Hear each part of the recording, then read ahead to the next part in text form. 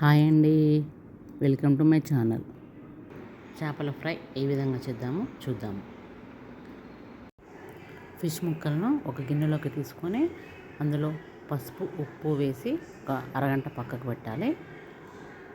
పక్కకు పెట్టిన తర్వాత ముక్కలను 2-3 సార్లు వాసన పోయే వరకు కడగాలి.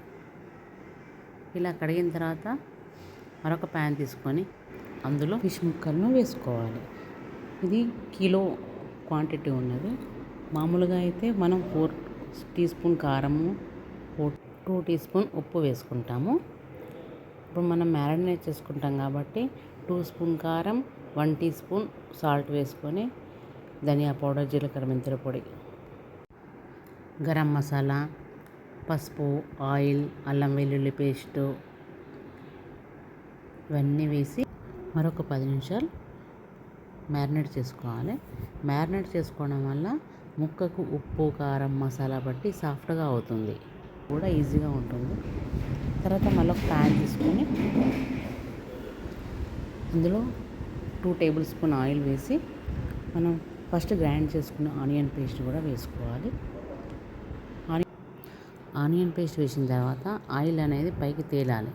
తేలేదాకా కొంచెం 2 మినిట్స్ వెయిట్ చేసిన తర్వాత కొత్తిమీర, పుదీనా, మెంతి ఇవన్నీ వేసుకొని 2 నిమిషాలు మగ్గపెట్టుకోవాలి.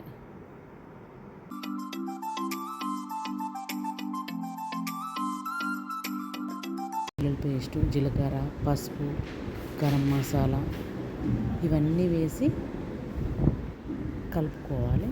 కలుపుకున్న తర్వాత ఉప్పు కారం వేసి 2 మినిట్స్ మగ్గిన తర్వాత మనం మ్యారినేట్ చేసుకున్న ముక్కలను ఒక్కొక్కటిగా ప్యాన్లో పెట్టుకోవాలి.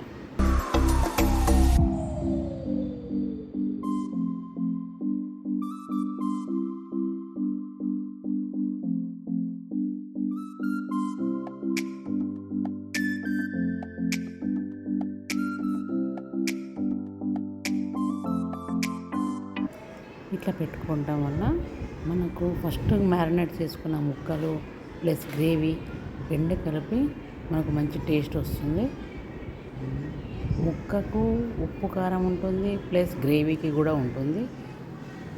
ఇది ఒక 10 నిమిషాలు మగ్గిన తర్వాత మనము నిమ్మరసం కానీ పిండుకోవచ్చు, లేకపోతే మనం ఆల్రెడీ ప్రిపేర్ చేసుకున్న లెమన్ క్యూబ్స్ అయినా కానీ మనం అవైలబుల్ ఉంటే పెట్టుకోవచ్చు.